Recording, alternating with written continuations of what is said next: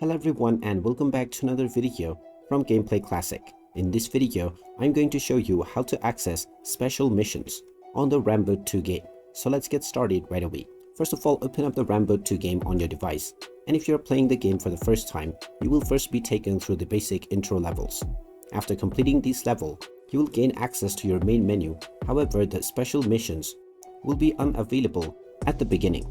You will need to play the campaign mode and reach at least level 3. And after this, the special missions will be unlocked. You can then tap on it and see what kind of missions are available. Tap on each one of these special missions and you can complete the various different levels within this mission to win various different prizes and rewards. And there you have it. That is how easy it is to access and unlock special missions on the Ramboat 2 game.